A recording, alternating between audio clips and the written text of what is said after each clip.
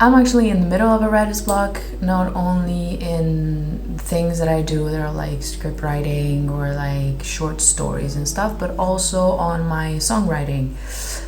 It's probably one of the worst things that any writer of any kind experiences, at least at some point in their life. If you haven't experienced it, then it's lucky you. I cannot say the same, honestly. I actually experienced it multiple times, and the only thing that helped me pass through it is either play something on the guitar as much as I can, just like make loops about it, or reading and singing my own songs, or rereading my short stories, but also making new experiences. Making new experiences helps the person having something to write about, actually.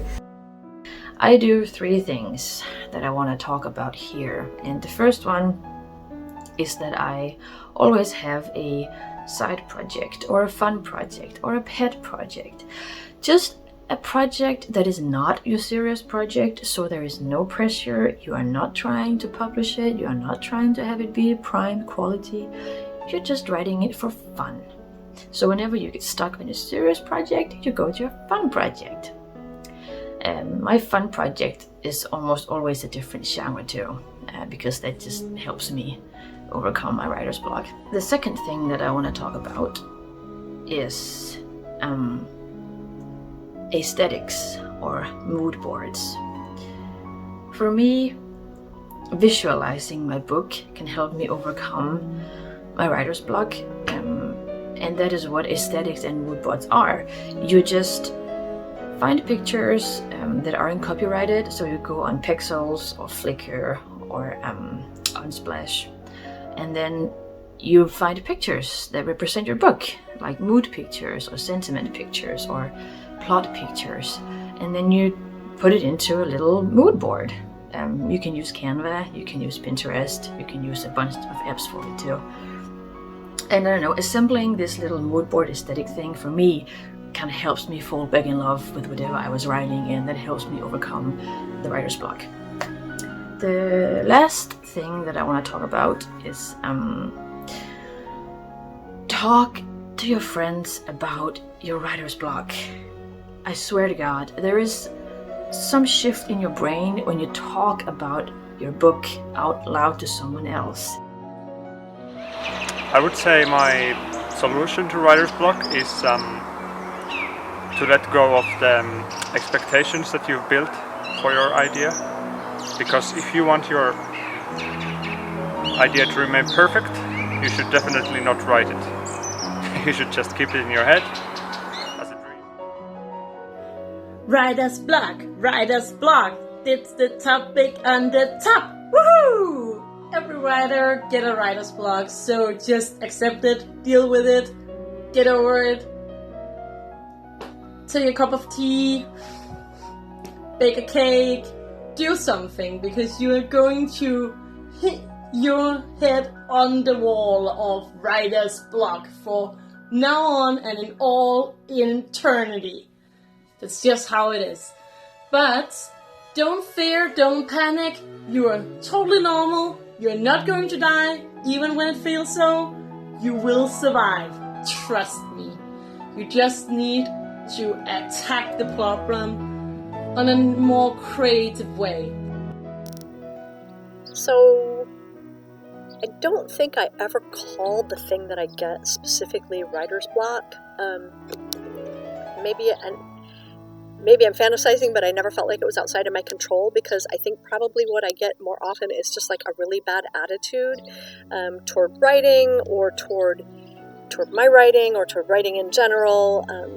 I get really resentful sometimes that other writers write better than me, and so I totally have forgotten that what I'm reading isn't actually what they saw when they were writing it. I get pissy that I'm not so famous that people don't come see me just because of my amazing writing, kind of forgetting that I need to make it public, as in publishing it before anybody even knows that it exists. So, I mean, like, any of those attitude problems end up having the effect of being blockages. Like, I don't want to write because my attitude is so bad. I think probably the thing that mostly gets me over it is just kind of when I get distracted from having my bad attitude. Like, I don't know, maybe I just, like, remember something really cool about the plot that I was imagining or the character that I was just getting to know. Usually some time kind of has to pass before that happens, and it happens on its own. Like, I don't have any great strategies other than just, like, seeking a deliberate distraction, like going for a walk or having a conversation with somebody. So, bottom line, like, it's a magic trick. I never have writer's block because I simply refuse to ever call it that. So, I think getting past writer's block is a very individual affair. Sometimes it's just going to take more work and dedication. Sometimes it's going to take a break. Sometimes it's going to take some outside help, maybe conversations with colleagues or other writers. So it's difficult to answer. But so yes, in terms of my academic writing, there have been some writer's blocks, and I've tried to get past them through my supervisors and simply powering through them either by writing more or writing about something else. I had years of writer's block. So how did I get past it? You know what I did? I started taking workshops.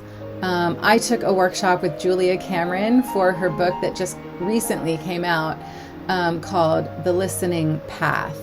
And Julia Cameron wrote The Artist's Way, which if you haven't tried that, it's actually created for writer's block.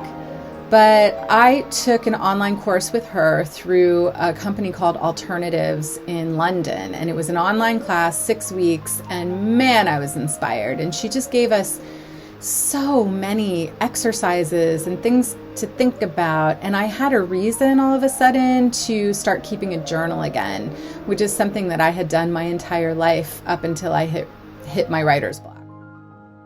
Do I get writer's block? No, never. I am the one who blocks. Probably I do. I mean, I assume I do. I think. I mean, what do we mean by writer's block, right? Because I think of writer's block traditionally sort of as like the idea that you struggle to come up with an idea, or you struggle to come up like, what should I write about, or who should I write, or what should the sentence be, like what should the next sentence be, sort of creatively. I don't, maybe sort of in microcosms I do experience that, right? There are times when I'm like, oh, what will be the right sentence, and sometimes I like the perfectionist in me will sort of drive me to feel like I need not just to find a sentence, but like the perfect sentence here, and then maybe that stops me from actually writing any sentences because it's sort of, I feel like I can't find that thing, whatever it is. I suppose the sort of medicine for that would be go out, take a break. I think everyone had writer's block at one point or another. It's like a rite of passage that kind of keeps going and going and going and going. What do I do to actually get over it? It's pretty simple, actually. Tip number 1, write. Just go for it. Don't think about it. Tip number 2, focus all your energy on that one sentence or word. It doesn't matter. That's it.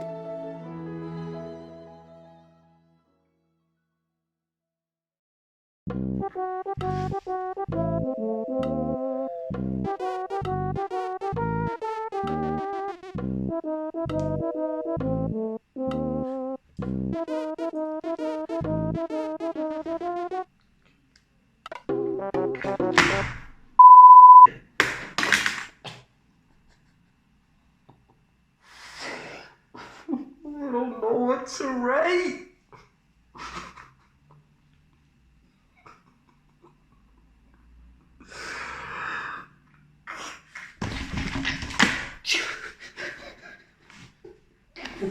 No.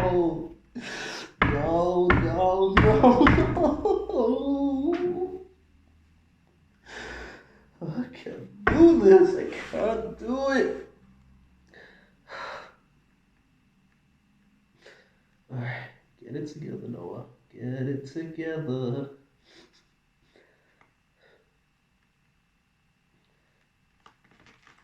Are you suffering from writer's block? Well, you're not alone. Millions of writers suffer from writer's block every day. So here's 5 easy steps to combat writer's block. Ask your peers for their opinion and their help. I need help, man. I can't figure out what to write. It's there, and I can't get it, onto the paper. So, any advice you have for me? Any advice you have for me, please, be my guest. Anything, even a look. Anything. Just give me, just help me out.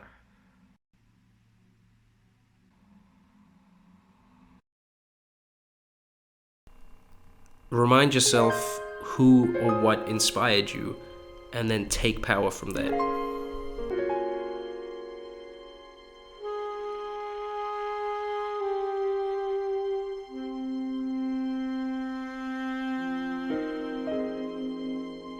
Make an outline or structure for your plot that you can always refer back to in case you get stuck.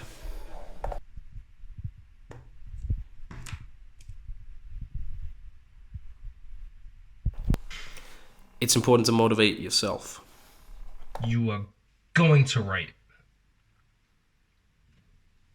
You are not gonna sit and feel sorry for yourself and drink and eat. Okay? That's right. Get the ball rolling. Motivation. You are gonna write. It's gonna be great. You are gonna write. Don't give up.